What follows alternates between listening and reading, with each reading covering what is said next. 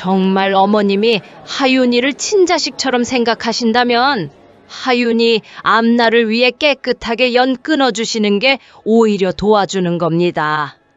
안녕하세요.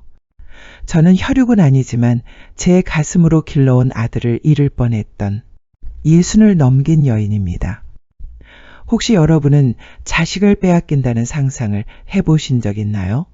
눈에 넣어도 안 아프다는 게 자식이라는데 그 자식을 누군가 떼어간다면 그게 말이 될까요? 그런데 저에겐 그런 일이 실제로 벌어졌습니다. 그것도 뻔뻔하게 아주 당연하다는 얼굴을 하고서요. 억만금을 준다 해도 절대 내어줄 수 없는 아들인데 말입니다. 오늘은 제가 그 아이를 어떻게 지켜냈는지 조심스레 여러분께 털어놓아 보려 합니다. 구독과 좋아요 지금 살짝 눌러두시면요. 혹시라도 중간에 끊기더라도 언제든 이어서 들으실 수 있답니다. 제가 첫 결혼을 한 건 20살 무렵이었어요. 어릴 때부터 아이를 무척 좋아했기에 결혼하면 금세 아이 엄마가 될 줄 알았죠. 동네 아이들은 다 제 무릎 위에서 자랐다고 할 정도였으니까요. 그런데 사람 인연이라는 게 하늘이 정하는 거라던가요. 첫 남편과 20년을 함께하는 동안 저는 3번의 유산을 겪었고 결국 단 한 명의 아이도 얻지 못한 채 살아야 했습니다. 남편은 집안의 장남이었고 그 시절 장남에게 자식이 없다는 건 곧 며느리의 책임이었죠. 시어머니는 제가 아이를 못 가진다는 이유로 날마다 구박했고 유산하고 방에 누워있으면 네가 그 아이를 잡아먹은 거다며 문을 발로 차고 들어오셨습니다. 그땐 말 대답 한 번 못했어요. 그게 죄라도 되는 줄 알았으니까요. 세월이 흐르며 저는 점점 늙어갔고 아이를 낳기엔 늦은 나이가 되었을 때 시어머니와 남편은 저를 대놓고 사람 취급조차 하지 않았죠. 남편은 밖으로 여자를 만나고 제게 애도 못 낳는 게 왜 여기 있냐며 소리를 질렀습니다. 그래서 마흔 저는 그 지옥 같은 집을 벗어나기로 결심했습니다. 이혼 후 자식도 남편도 친정도 없는 저는 살아갈 이유조차 없었습니다. 하지만 죽고 싶다고 삶이 끝나는 건 아니더군요. 그렇게 시간이 흐르며 저는 작은 백반집에서 일하게 되었고 그곳에서 지금의 2번째 남편을 만나게 되었습니다. 그 사람은 참 따뜻했어요. 거친 손님들 틈에서 유일하게 저를 존중해 주던 사람이었죠. 20년 결혼 생활을 청산하며 다짐했었죠. 다신 남자와 엮이지 않겠다고요. 하지만 그 사람을 만나면서 처음으로 누군가의 아내로 다시 살아보고 싶다는 마음이 들었습니다. 그 사람이요. 제가 일하던 백반집에 자주 오시던 단골 손님이었습니다. 항상 고생 많으시죠? 하고 인사를 건네며 예의 바르게 말하던 그 목소리에 저도 모르게 마음이 열리기 시작했죠. 지옥 같았던 전 남편과의 삶을 끝내며 난 이제 절대 누군가의 아내로 살진 않겠다고 수없이 다짐했는데 강동철 씨를 만나고 나니 그 마음이 흔들리더군요.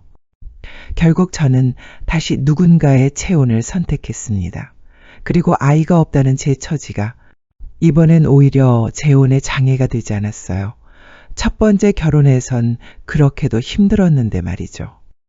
그 사람에게는 중학생 아들이 하나 있었습니다. 강하윤이라는 아이였어요. 보통은 재혼하면 자녀 문제로 갈등이 생긴다지만 전 전혀 그렇지 않았습니다. 오히려 아이가 있다는 말에 마음 깊이 안도했죠. 이제 진짜 엄마가 될 수 있을지도 몰라. 그런 생각까지 했습니다. 그때 제 나이는 40 초반이었고 하윤이는 막 중학교에 입학한 참이었죠. 처음 만난 날이 아직도 생생해요.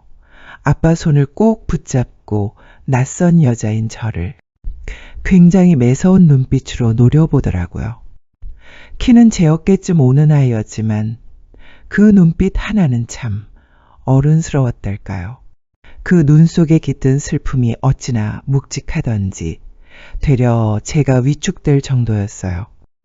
과연 저 아이와 친해질 수 있을까? 처음엔 그렇게 걱정만 했는데 그 걱정이 현실이 되는 데는 오래 걸리지 않았습니다. 며칠이면 될 줄 알았던 낯가림은 몇 달이 지나도록 풀리지 않았고 하윤이는 저를 있는 듯 없는 듯 해하며 거의 말을 하지 않았어요. 속이 타들어가는 건 온전히 제 몫이었습니다. 동네 아주머니들은 남의 자식이 내 자식보다 어려운 법이라며 위로해 주셨지만 그 말이 오히려 더 서글펐죠. 우리 사이 안 좋은 게 동네방네 다 알려졌구나 싶어서요. 하윤이는 제게 고슴도치처럼 온몸에 가시를 세운 아이였습니다. 밥을 해줘도 손도 안 대고 식사 시간마다 남편에게 혼이 났습니다. 하윤아, 왜 밥을 안 먹니? 또 엄마가 차려줬다고 그러는 거야? 네가 좋아하는 된장찌개에 고등어구이까지 했잖아. 아빠가 너 위에 이렇게 신경 쓰는 거 몰라? 하윤아, 괜찮아. 엄마가 시장에서 고등어가 너무 신선해서 샀어. 우리 하윤이 주고 싶어서 내가 직접 요리한 거야. 그런 제 말을 들은 하윤이는 아무 말도 없이 상을 확 엎어버렸습니다. 된장국이 바닥에 튀고 밥그릇이 굴러다니는 걸 보며 저는 멍하니 서 있을 수밖에 없었죠. 이 아이 마음속에 얼마나 큰 상처가 있을까. 그때부터 저는 하윤이 마음에 다가가기 위해 더 조심스러워졌습니다. 그리고 그날 결국 이 일이 터지고 말았죠. 하윤이가 저녁 밥상을 다시 한번 확 뒤엎고는 갑자기 아빠를 향해 울먹이며 소리치더군요. 친엄마도 날 버렸어요. 10년을 키운 사람도 내가 자는 사이 말 한마디 없이 사라졌다고요. 그런데 새엄마라고 뭐가 달라요? 이 사람이 해준 밥에 독이라도 넣었는지 어떻게 알아요? 내가 없으면 이 여자랑 아빠는 편하겠죠. 어차피 난 눈엣가시잖아요. 지금도 그렇잖아요. 아빠도 나만 없으면 다 괜찮을 거라 생각하는 거 아니에요? 말을 막지 못하고 서 있던 남편이 하윤이의 뺨을 치려 팔을 들었고 저는 본능처럼 하윤이 얼굴을 가려 안았습니다. 그 순간 남편의 손은 제 뒤통수를 때렸고 저는 비명을 지르며 바닥에 쓰러졌어요. 하지만 그 와중에도 하윤이 얼굴은 꼭 감싸 안고 있었습니다. 여보, 당신이 왜 끼어들어? 내 얼굴에 손대지 마요. 이런다고 감동할 줄 알아요? 다 똑같아요. 잠깐 잘해주다가 아빠랑 틀어지면 그냥 또 사라질 거잖아요. 친엄마도 그랬어요. 말 한마디 없이 떠났다고요. 아줌마도 아빠가 좋으니까 이 집에 들어온 거잖아요. 그럼 그냥 아빠한테만 잘하세요. 나한테 애정 있는 척 하지 말고요. 그러다 아빠랑 틀어지면 당신도 똑같이 떠날 거잖아요. 하윤이는 그렇게 차가운 눈빛으로 절 내려다보다가 문을 쾅 닫고 집을 나가버렸습니다. 그의 눈은 몇 달 전 처음 만났을 때보다도 더 깊고 더 슬퍼져 있었어요. 그날 밤 저는 처음으로 확실히 느꼈습니다. 하윤이가 저를 미워하는 게 아니라 정이 생길까봐 두려워하는 거라는 거요. 친엄마도 나한텐 잘했어요. 근데 아빠랑 틀어지니까 말도 없이 떠났어요. 이 말이 머릿속에서 떠나질 않았습니다. 동네 아주머니들이 말하던 남의 자식 키우는 게 더 어렵다는 말이 그날 밤엔 뼈에 사무치게 느껴졌어요. 솔직히 말해서 그날 같은 일 말고도 하윤이는 정말 여러 사고를 쳤습니다. 말로 다 하자면 밤새워도 모자랄 정도로요. 제 친자식이었으면 매를 들어서라도 혼냈을 겁니다. 하지만 그런 아이한테 손을 댄다는 건 오히려 계모라서 그랬다고 낙인 찍히기 딱 좋겠죠. 분명 저를 향해 이렇게 말했을 거예요. 진짜 엄마였으면 이렇게 때렸겠어요? 그래서 전 아무 말도 아무 행동도 하지 못한 채 하윤이의 반항을 그저 버텨내고 있었던 겁니다. 그러던 어느 날 결국 큰일이 벌어지고 말았습니다. 빨래를 개고 있던 중 하윤이 학교에서 전화가 왔어요. 내용은 충격적이었습니다. 하윤이가 친구를 심하게 폭행해서 상대 아이가 크게 다쳤다는 거였죠. 정신없이 학교로 달려가 보니 하윤이는 여전히 씩씩대며 교무실에 앉아 있었습니다. 성적도 늘 상위권이던 아이가 어쩌다 폭력까지 휘두르게 됐는지 제 가슴은 무너지는 듯 했어요. 퇴학시키세요. 어차피 이런 인간이 학교 다녀서 뭐 하겠어요? 쟤도 그랬고 쟤네 엄마도 그랬어요. 난 학교에 있을 자격이 없대요. 맞은 아이 얼굴은 시퍼렇게 멍들어 있었고 그 엄마는 당장 병원부터 가야겠다며 분통을 터뜨리고 있었죠. 그런데 이야기를 듣고 보니 하윤이가 평소 엄마가 돈 번다는 이유로 아이들한테 놀림을 당해왔다는 겁니다. 그리고 그중 주동자를 견디다 못해 한 대 쳤는데 폭력이 과했던 거죠. 솔직히 말해 하윤이가 겪었을 모멸을 생각하면 속이 뒤집혔습니다. 하지만 선생님 어깨를 밀치고 퇴학을 외치는 하윤이 모습을 보자니 이건 아니다 싶더군요. 그 순간 저는 결심했어요. 더 이상 아이가 이렇게 망가지는 걸 가만히 보고만 있진 않겠다고요. 하윤아, 너 지금 선생님한테 그게 무슨 태도야? 그리고 어디서 손을 막 휘둘러? 아줌마는 또 왜요? 내가 어떻게 사는지도 모르면서. 하윤이 말이 끝나기도 전에 저는 아이의 뺨을 세게 한 대 때렸습니다. 그리고 숨을 몰아쉬는 하윤이를 바라보다가 한 대를 더 쳤어요. 그래 맞아. 나 아줌마 아니야. 엄마야. 내 엄마니까 이런 말도 하고 손도 드는 거야. 하늘도 모르고 무례한 내 꼴 더는 못 보겠다. 지금 당장 선생님께 사과해. 제 눈빛이 평소와 다르다는 걸 느꼈는지 하윤이는 아무 말도 못하고 절 쳐다봤습니다. 그때 그 아이 친구 어머니가 저를 비웃듯 말했죠. 아, 계모셨구나. 그럼 그렇지. 애가 저 모양이지. 관심도 없고 예의도 없고 저 팔로 시험을 어떻게 보라고요? 당신 아들이 다른 아이 가정사정을 조롱하고 다닌 건 모르시나 봐요? 그게 공부보다 더 문제 아닐까요? 어머, 뭘 그렇게 말하세요? 계모 주제에 어디서 친엄마한테 훈계질이에요? 옷도 안 빨아줬을 거고 어쩐지 목덜미가 누렇게 떴더라 했더니 옷 얘기하시니까 말인데요. 우리 하윤이 교복 한번 보세요. 주름 한 줄 없이 다려 입히고 매일 손빨래로 헹궈서 입힙니다. 당신 딸은 그렇게 입히십니까? 됐고 치료비나 내놔요. 우린 돈이 필요한 거니까. 결국 저들의 분노가 향한 곳은 돈이었습니다. 그제야 전 제대로 알겠더군요. 내 아들을 지키는 게 말로만 되는 게 아니라는 걸요. 제가 진짜로 엄마가 된 건 아마 그날이었을 겁니다. 돈 달라는 말만 반복하던 그 엄마에게 전 단호하게 말했어요. 사과가 먼저예요. 당신 아들이 우리 애한테 했던 말들 먼저 사과하세요. 그럼 치료비는 얼마든지 드릴게요. 하지만 사과 없는 돈은 단돈 10원도 줄 생각 없습니다. 결국 그들은 끝까지 사과하지 않았고 저도 치료비 한 푼 내지 않았습니다.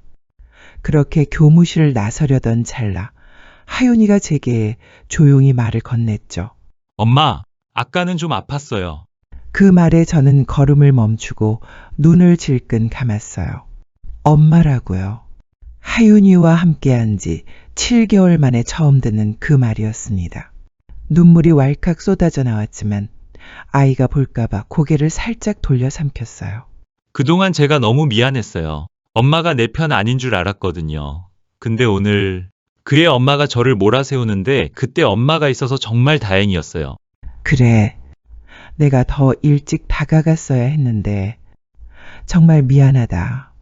우리 하윤이. 괜찮아요. 엄마 마음 다 알아요. 뺨 맞은 거요? 정신이 번쩍 들었어요. 앞으로는 저도 잘할게요. 대신 약속 하나 해줘요. 절대로 엄마가 날 버리지만 않는다고. 전 그 말을 듣는 순간 참았던 눈물을 참을 수 없어 길 한복판에서 아이를 껴안고 엉엉 울었습니다. 그날 이후 저와 하윤이 그리고 동철 씨는 비로소 진짜 가족이 되었습니다. 그 후로는 매일이 감사의 연속이었어요. 하윤이는 아침마다 제가 만든 밥을 챙겨 먹고 점심 도시락도 맛있다며 빈통을 들고 왔고 저녁이면 셋이서 둥그런 밥상에 둘러앉아 웃으며 식사했죠. 하윤이가 성인이 되고 나서 이런 말을 한 적이 있어요. 엄마, 사실 처음 봤을 때 느낌 좋았어요. 이 사람은 따뜻한 사람이겠다, 그런 생각이 들더라고요. 그래서 더 멀리 했어요. 정들까봐 무서워서요. 또 떠날까봐요. 그 작은 아이가 그렇게 복잡한 감정과 싸우며 살았다는 게 제 가슴을 찢어지게 만들었습니다. 어른들 사정 때문에 아무 죄 없는 아이가 그렇게 무거운 마음을 짊어지고 살아야 했던 거죠. 그래서 전 다짐했어요. 그 아이의 아픈 기억을 전부 지워줄 수는 없어도 앞으로는 행복한 기억으로 덮어주자고요. 하윤이도 그 마음을 알아줬는지 이젠 저랑 장 보러 다니는 걸 제일 좋아합니다. 둘이 걸으면 꼭 친구 같아요 라는 말까지 해주니까요. 하지만 그 행복이 오래 가진 못했습니다. 몇 년 뒤 공사 현장에서 일하던 남편 하윤이 아빠 강동철 씨가 발을 헛디뎌 추락했고 끝내 다시는 우리 곁으로 돌아오지 못했죠. 그 사람은 병원에 실려간 지 이틀 만에 세상을 떠났습니다. 숨이 끊어지기 직전 제 손을 꼭 잡고 남긴 말이 아직도 생생해요. 정희야, 평생 함께 하자던 약속 못 지켜서 미안해. 그리고 하윤이, 그 애 이번엔 절대 혼자 두지 마. 버림받았던 애니까 제발 끝까지 지켜줘. 저는 울면서 고개를 끄덕였어요. 하윤이는 이미 내 아들이고 그 어떤 일이 있어도 지킬 사람이니까요. 그렇게 우린 하윤이와 저 둘만 남게 됐습니다. 그 후로 우리 삶은 참 버거웠어요. 하윤이의 꿈은 의사였습니다. 초등학교 때부터 하얀 가운 입은 사진만 보면 눈이 반짝이던 아이였죠. 하지만 의사가 되려면 시간도 돈도 생각보다 훨씬 많이 필요하더군요. 그래도 해내야 했습니다. 하윤이는 과외를 하며 학비를 마련했고 저는 24시간 운영하는 식당에 들어가 잠깐 눈 붙이는 시간 빼고는 주방에만 매달렸습니다. 그렇게 12회를 버텼습니다. 그리고 결국 우리 하윤이는 정식으로 의사가 되었어요. 하윤이가 병원에 자리를 잡고 어느 정도 여유가 생겼을 때쯤 어느 날 그러더라고요. 엄마, 나 누굴 좀 보여드릴게요. 처음엔 심장이 쿵 내려앉았어요.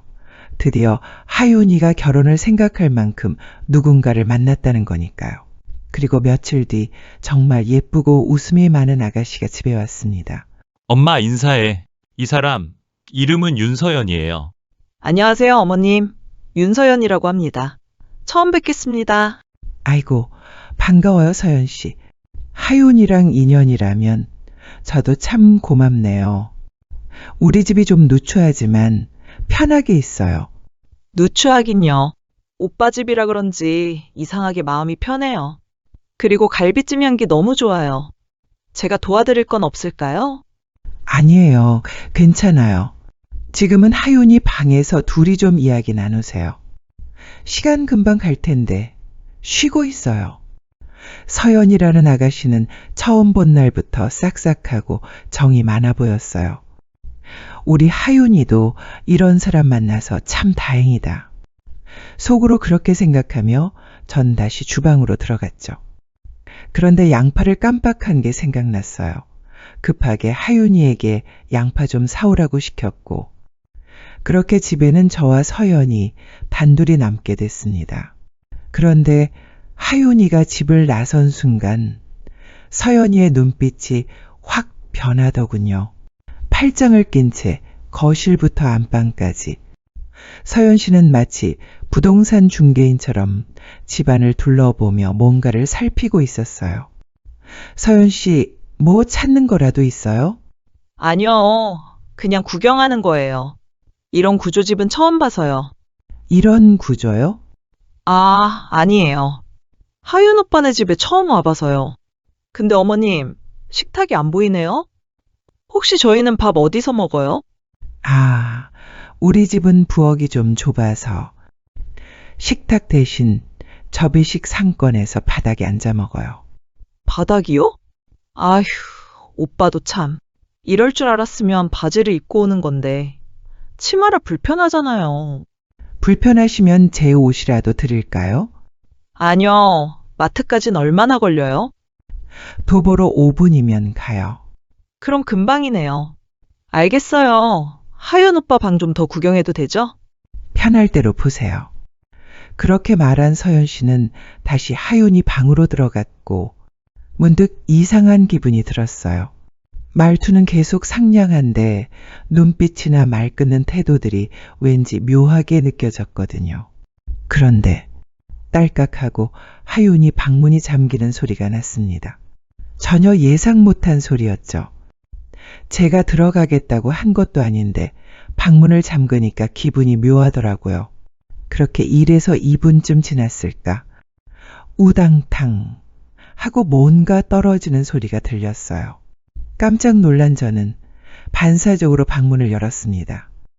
그런데 서연 씨가 급히 무언가를 자기 가방 안에 집어넣는 모습이 눈에 들어왔죠. 어머님, 노크도 안 하시고 이러시면 곤란해요. 심지어 방문까지 잠갔는데 이렇게 문 따고 들어오시면 예의 아닌 거 아시죠? 아니, 여긴 문이 잠겨도 살짝만 밀면 열려요. 근데 그렇게 놀라실 일인가요? 갑자기 큰 소리로 따지듯 말하는 서연 씨에 저도 순간 당황했죠. 무슨 짓을 하던 중이었길래 그렇게 놀라는 건지. 무슨 일이야? 하윤이가 돌아왔습니다. 아, 아니야. 서연 씨가 방 구경하다 뭘 떨어뜨린 모양이야. 곧 식사 끝나니까 밥 먹을 준비해. 분명 문을 연 건 내 잘못일 수 있죠. 근데 저렇게까지 예민하게 반응하는 모습은 아무리 봐도 찝찝했습니다. 그런데 말이죠. 하윤이가 들어오자 서연 씨는 금세 다시 상냥한 말투로 돌아가더군요. 어머님, 진짜 음식 솜씨 너무 좋으세요. 저희 집에서는 절대 못 먹는 맛이에요. 그렇게 말해주니 기분 좋네. 많이 했으니까 마음껏 먹어요. 그런데 하윤이가 바쁘다 보니 제가 서연 씨 얘기를 잘 못 들었어요. 혹시 무슨 일 하는지 물어봐도 돼요? 저 배우예요. 촬영하다 다쳐서 병원에 입원했었는데 그때 하윤 오빠가 저 담당 의사였어요. 거기서 처음 알게 됐죠. 그리고 말 편하게 하셔도 돼요. 그게 전 더 좋아요. 그래요? 그럼 편하게 할게요. 어쩐지 처음 봤을 때부터 눈에 확 띄더라니. 배우였구나. 근데 TV에선 한 번도 못 본 것 같은데. 아직 이름 있는 작품에 나온 적은 없어요. 그냥 단역 위주로 잠깐 나가는 정도? 저 일 얘기 말고 다른 얘기하면 안 될까요? 일 얘기를 꺼내자 갑자기 말 끊는 것도 모자라 표정이 확 굳는 서연 씨. 그 순간 하윤이도 슬쩍 화제를 돌리는 눈치였죠. 뭔가 말을 잘못 꺼낸 느낌이 들던 찰나 서연 씨 핸드폰에서 벨이 울렸어요. 죄송해요. 방 안에서 통화 좀 할게요. 그렇게 방으로 들어간 서연 씨는 어디서 그런 말이 나오는지 점점 언성이 높아지더군요. 그러더니 거실로 나와 하는 말이 어머님, 식사 너무 잘 먹었어요. 죄송한데 급한 일이 생겨서 먼저 가봐야 할 것 같아요. 처음 인사 자리에 와선 제대로 앉아있지도 않고 그냥 가버리는 모습이 좀 아쉽긴 했지만 요즘 젊은 친구들 바쁘게들 사니까 그러려니 했죠. 그 이후로도 서연 씨는 종종 우리 집에 왔어요. 하윤이 없는 날도 마찬가지였고요. 저랑도 제법 수다를 떨며 친한 척 하더군요.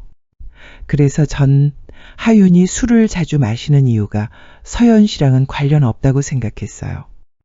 하지만 하윤이는 점점 얼굴에 생기가 사라졌고 말수도 줄어들고 혼자 술 먹는 날이 늘어났죠. 제가 무슨 일 있냐고 물어봐도 하윤이는 입을 꾹 닫은 채 대답하지 않았어요. 예전엔 저랑 말도 많고 뭐든 털어놓던 아들이었는데 그렇게 갑자기 말수가 줄고 혼자 끙끙 앓는 모습에 마음이 편치 않았죠. 그러던 어느 날 하윤이가 서연 씨 부모님 댁에 인사드리러 간다며 나섰습니다. 말로는 예비 장인 장모님 뵈러 간다고 했지만 표정은 말이 아니었어요. 그 무표정한 얼굴에서 저는 억지로 끌려가는 사람처럼 보였죠. 그날 밤 하윤이는 술에 만취해 들어왔습니다. 그리고 며칠 뒤 제가 계속 무슨 일 있었냐고 집요하게 묻자 겨우 한마디 하더군요. 헤어졌어. 끝났어, 이제. 표정은 담담한데 속은 엉망이었어요. 하루가 다르게 야위어가던 하윤이 모습이 안쓰러웠죠. 30대 중반 넘어서 겨우 처음 결혼 얘기한 여자였는데 그렇게 끝이 났다는 게 마음 아팠습니다. 하지만 정작 서연 씨는 그 끝을 받아들이지 못했는지 하윤이가 없는 날을 골라 우리 집에 찾아와 무릎까지 꿇더군요. 오빠 마음 좀 돌려달라며 눈물까지 흘렸죠. 그리고 제게 스카프 같은 선물도 내밀었고요. 솔직히 말해 저는 그때도 그냥 순수한 마음이라고 믿고 싶었어요. 그런데 그 착각이 끝나고 말았습니다. 며칠 뒤 제 핸드폰으로 낯선 번호가 하나 도착했거든요. 안녕하세요. 윤서연 엄마입니다. 직접 드릴 말씀이 있어요. 혹시 시간 괜찮으실 때 뵐 수 있을까요? 서연 씨가 제 번호를 알아간 적이 있었는데 그걸 어머니한테 전달한 모양이었어요. 처음엔 이 만남을 거절할까 고민도 했죠. 하지만 하윤이가 왜 이렇게 힘들어 했는지 그 이유만이라도 듣자는 마음으로 결국 약속을 잡았습니다. 약속한 시간에 맞춰 집 근처 한식당으로 나갔어요. 직원에게 예약된 방을 안내받고 문을 열었는데 글쎄 그 자리에 하윤이가 있는 게 아니겠어요? 어머? 하윤아, 너 여기서 뭐 하니? 어머니, 여기 왜 오셨어요? 그만하라고, 하지 말라고 몇 번이나 말씀드렸잖아요. 하윤이는 화가 단단히 난 표정이었고 그의 맞은편엔 중년 부부가 앉아 있었어요. 그 옆엔 서연 씨와 낯선 남성 한 명. 나중에 알고 보니 그 사람이 서연 씨 남동생이더라고요. 그 광경을 보고 딱 떠오른 단어 상견례였죠. 그리고 그 중년 부부 중 남편은 병원장이자 서연 씨 아버지, 며칠 전 하윤이가 말했던 바로 그 사람이었어요. 하윤이, 어머님 되시죠? 안녕하세요. 저는 윤서연 아버지입니다. 이렇게 뵙게 되어 반갑습니다. 아, 네, 인사는 드리겠는데 지금 이 자리는 도대체 무슨 상황인가요? 저는 서연 씨 어머님이 만나자고 해서 어머니, 나가요. 지금 이건 다 제가 원해서 온 자리가 아니에요. 하윤이는 제 손을 확 잡아 끌며 나가자고 했고 그때 윤서연 아버지가 정색하며 말을 꺼냈어요. 저 돌려 말하는 거 싫어해서요. 하윤 씨를 데릴 사위로 드리고 싶습니다. 우리 서연이랑 결혼하면 병원도 물려주고 모든 걸 맡길 생각이에요.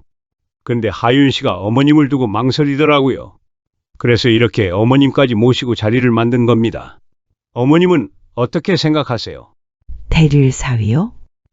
순간 머리가 멍해졌습니다. 전 그런 결혼 못해요. 사랑해서 만나긴 했지만 저한테 그 조건은 모욕입니다. 그리고 저 몰래 어머니까지 부른 건 너무하잖아요. 하윤아, 무슨 조건인데 그래? 어머니, 몰라도 돼요. 그냥 나가요, 우리. 당황스럽고 화가 났지만 동시에 마음도 쓰였어요. 내가 뭔가 방해가 되는 존재처럼 느껴졌거든요. 그때 서연 씨 어머니가 갑자기 테이블 위에 사진 한 장을 내밀더군요. 이 사진 어머니도 아시죠? 사진을 보는 순간 가슴이 철렁 내려앉았어요. 어릴 적 하윤이와 제 남편, 그리고 하윤이 친엄마가 함께 찍힌 사진. 하윤이가 어린 시절 친모에 대한 기억을 지우고 싶다며 다 태워버렸던 그 사진이었죠. 그런데 그 사진이 어떻게 이 여자 손에 들어온 걸까요? 저도 혹시 몰라서 하나만 숨겨뒀어요. 앨범 맨 뒤 하윤이 손 안 닿는 책장 위에 그걸 서연 씨가 그날 하윤이 방에 들어가 문까지 잠갔던 그때 가방에 뭔가 감추던 모습이 머릿속을 스쳤습니다. 제가 하나만 묻죠. 사부인이라면 본인 딸에게 계모까지 시어머니로 모시라고 하시겠어요? 순간 말문이 막혔습니다. 맞는 말이었어요. 저는 계모였으니까요. 하지만 그 말엔 날이 서 있었죠. 솔직히 저희 딸이 친엄마도 아닌 계모까지 챙기며 살아야 한다는 게 너무 싫어요. 그래서 아예 최서방한테 연 끊으라고 했어요. 근데 화를 내더라고요. 이해가 안 되네요. 그만하세요. 사실 저희 같은 집안에서 대릴 사위 들어오는 거 요즘 세상에 그렇게까지 어려운 조건 아니잖아요. 결혼하면 병원 물려주고 좋은 집에서 살게 해주겠다는 건데 뭐가 그리 망설여지는 건지. 솔직히 어머님도 그게 나쁜 조건은 아니잖아요. 그게 나쁘다 어쩐다를 떠나서 저는 오늘 처음 듣는 이야기예요. 어머니, 말하지 마세요. 그분들 우리 입장엔 관심도 없어요. 그 순간 그 자리에 앉아있는 제 자신이 참 초라해 보이더군요.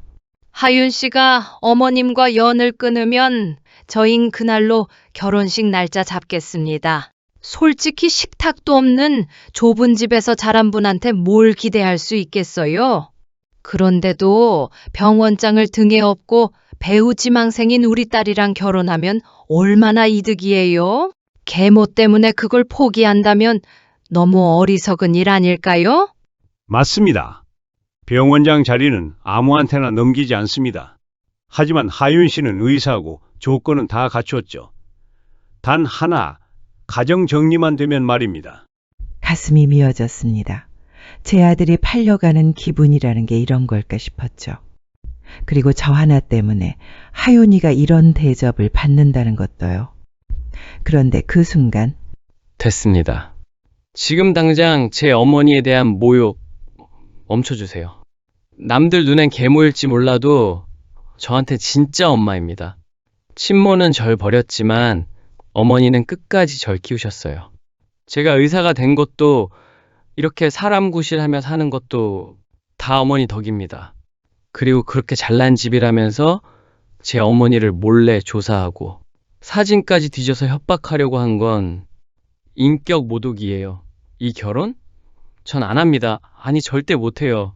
정말 어머님이 하윤 씨를 친자식처럼 생각하신다면 오히려 우리 뜻을 이해해 주셔야 하는 거 아닌가요? 하윤 씨, 앞날을 위해 결혼 허락하고 깨끗하게 연 끊어주시는 게 오히려 도와주는 겁니다. 참을 수가 없었습니다. 20회 넘게 내 자식처럼 키운 하윤인데 연 끊으라뇨. 그 말도 안 되는 소리에 항의하려던 찰나 그만하세요. 제 어머니 함부로 말하지 마세요. 제 어머니 남들은 계모라 하지만 저한텐 친엄마 이상입니다.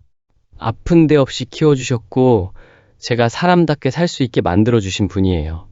의사 된 것도 다 어머니 덕이고요. 그런데 그분한테 연 끊으라고요? 그러니까 그 연이라는 게 명절 때 잠깐 안 보는 정도지. 그런 식의 조건 자체가 모욕입니다. 그리고 제가 처음부터 이 결혼 못한다고 말씀드렸죠? 이제는 어머니까지 부르셔서 이렇게 무례하게 하시네요. 우린 그냥 상식적으로 얘기하는 거예요. 솔직히 식탁 하나 없이 방바닥에서 밥 먹는 집에서 자란 분이 우리 사위로서 체면이 서겠어요? 그러게요, 오빠. 그만 좀 고집 부려요. 이 집 정도면 오빠한테는 기회잖아. 병원장 사위에다 앞으로 나도 배우로 잘 나갈 텐데. 어쩌면 전국구 스타랑 결혼하는 거야. 나중에 후회하지 말고 엄마 말 좀 들어요. 뭐? 솔직히 말할게요. 나 계모 시어머니 모시기 싫어요. 하윤 오빠는 그냥 우리 집에 들어오고 엄마 아빠 뜻만 따르면 다 잘 될 거잖아. 왜 그래 진짜.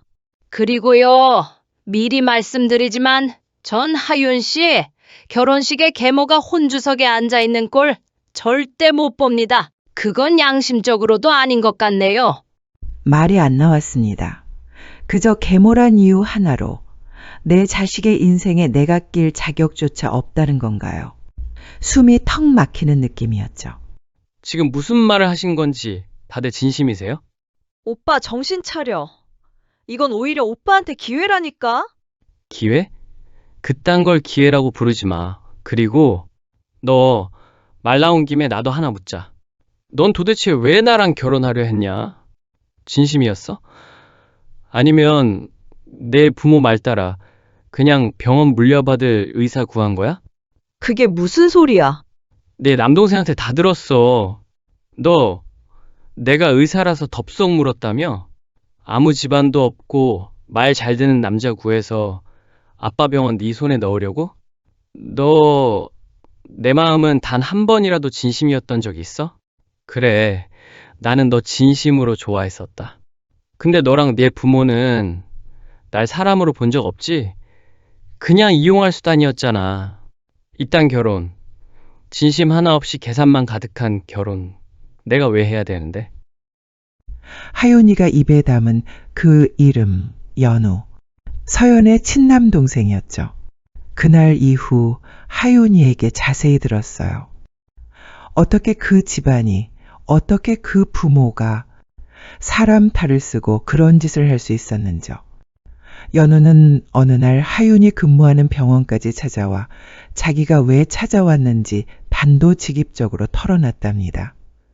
처음엔 의심했지만 하나하나 들려주는 얘기에 하윤이도 저도 말문이 막혔죠. 서연의 아버지 윤병호, 병원장입니다. 대대로 의사 집안이라나 자기 아들 연우도 의사가 되길 바랐지만 연우는 의대 입학 후 도저히 못 버티겠다고 자퇴. 그 뒤로 부모에게 버림받다시피 지내다 집으로 돌아왔지만 가족 대접은커녕 그저 망한 아들 정도로 취급받았다네요. 그러자 윤병호의 집착은 더 강해졌답니다. 이번엔 사위를 통해 병원을 물려줄 생각을 했고 조건은 단 하나, 의사일 것. 그때 나타난 게 하윤이었던 겁니다. 처음엔 집안도 허름해 보이고 식탁도 없는 집이라며 비웃었지만 의사라는 사실을 알자마자 돌변, 바로 대릴사위 제안에 상견례 강행, 그리고 계속되는 회유, 협박, 심지어 사람을 붙여 하윤을 미행하고 우리 집까지 드나들며 뒷조사. 서연은 아예 하윤이 방까지 뒤져가며 약점 찾으려 했답니다. 그리고 거기서 발견한 사진, 하윤이 어릴 적 친모와 함께 찍은 사진. 그 사진을 서연이 몰래 훔쳐 부모에게 넘긴 거였죠. 그 순간 저는 제정신이 아니었어요. 하윤이를 그렇게 철저히 이용하려 했던 사람들. 이젠 참을 이유도 말로 설득할 이유도 없었습니다. 그 집안 식구들은 다시는 우리 앞에 나타나지 않았습니다. 서연과 그 가족들이 우리 앞에서 사라진 지 1년이 넘었을 무렵이었어요. 하윤이도 새로운 사람을 만나 결혼을 했고 제법 반란하게 잘 지내고 있었죠.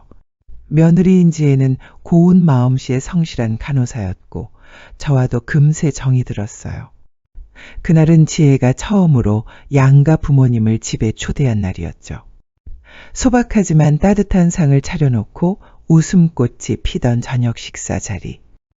그런데 익숙한 번호로 전화 한 통이 걸려왔습니다. 받지 않으려 했지만 계속 울리던 그 전화. 결국 받았고 들려온 건 아주 낮고 떨리는 목소리였습니다.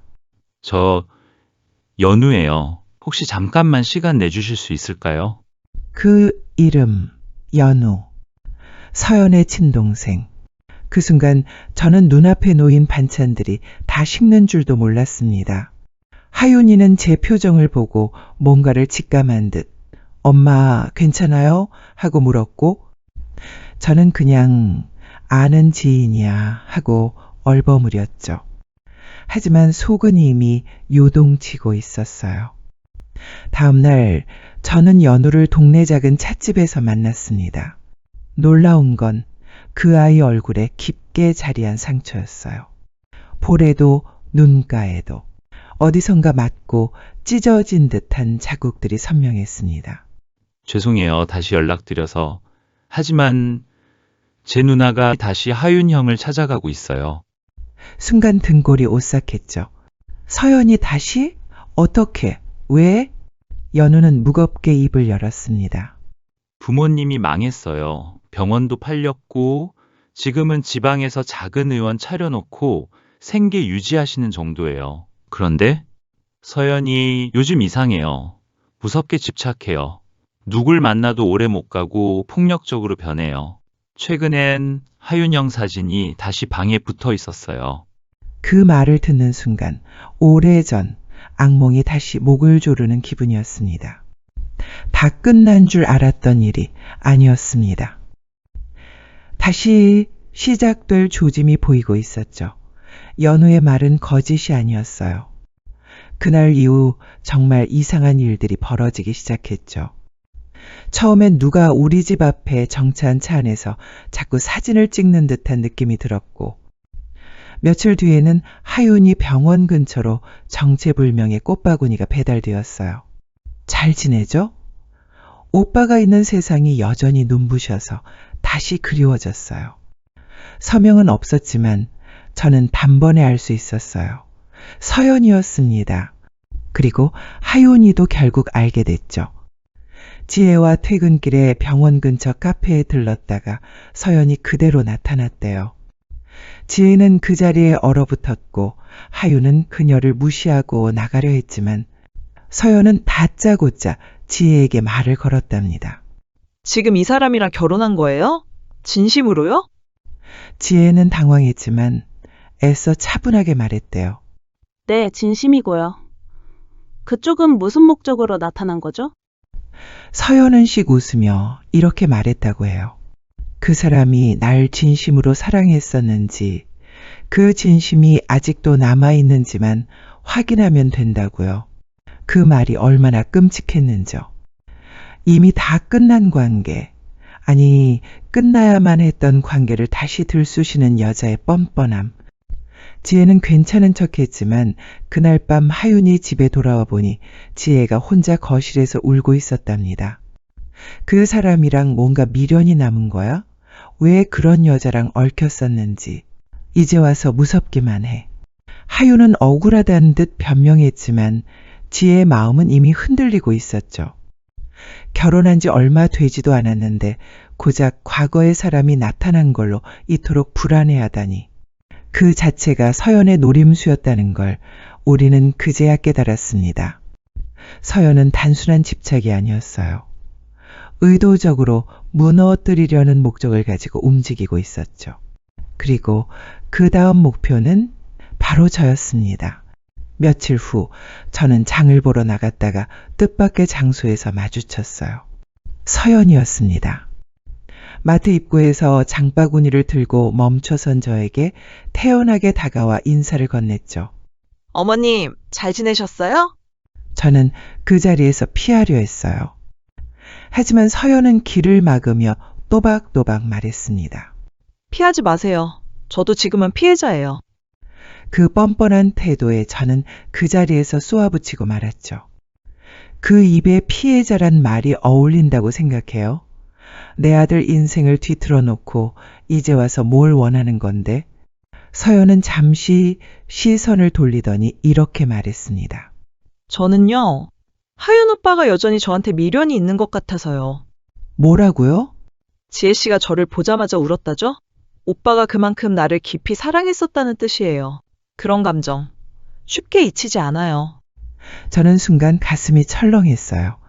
지혜가 흔들리고 있다는 걸 서연이 알고 있었던 겁니다.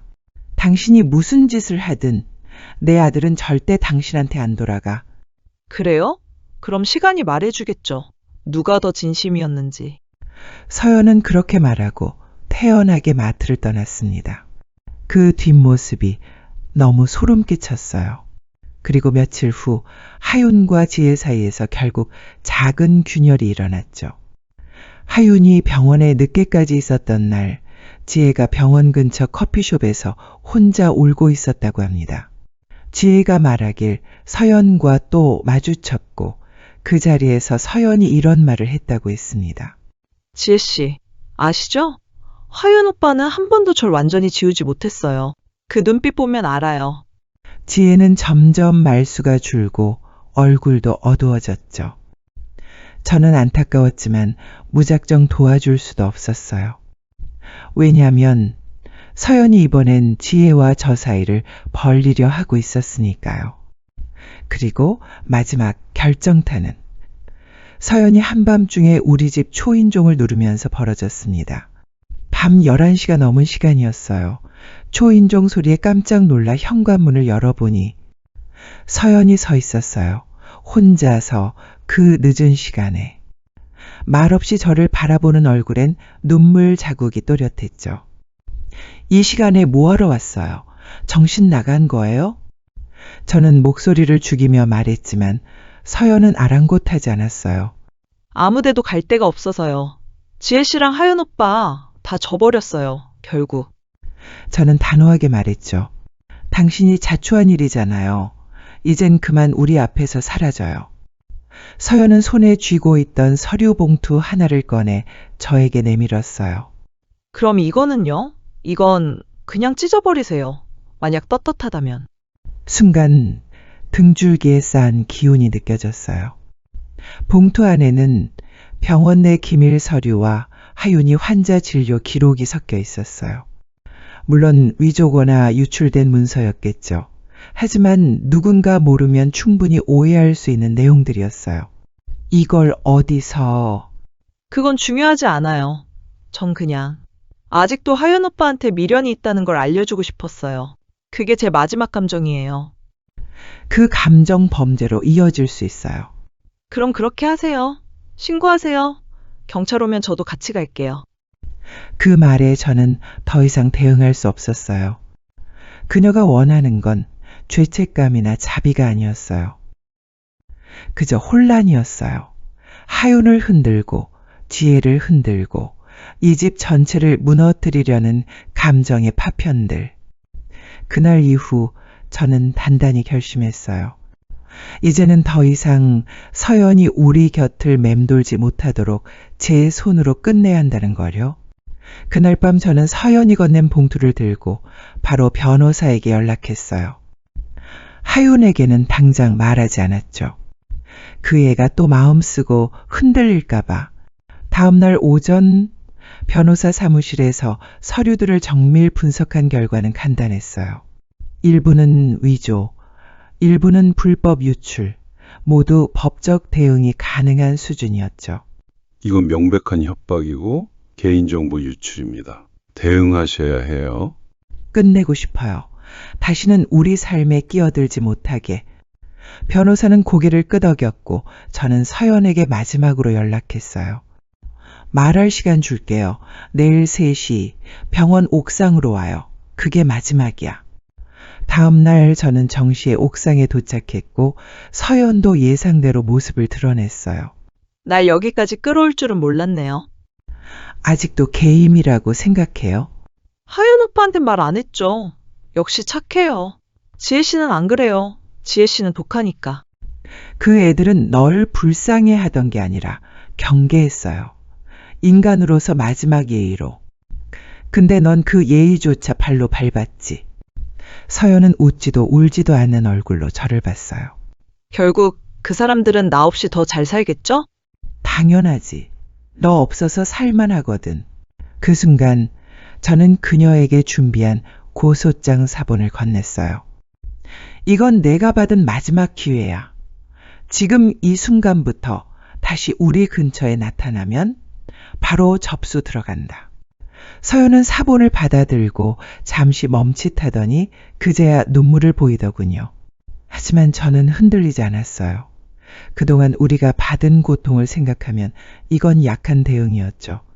그렇게 서연은 돌아섰고 더는 나타나지 않았습니다. 그날 저녁 저는 조용히 하윤에게 말했어요. 모든 일 다 정리됐어. 그 아이는 말없이 제 손을 잡았고 그렇게 우리 가족은 진짜 봄을 맞이했답니다.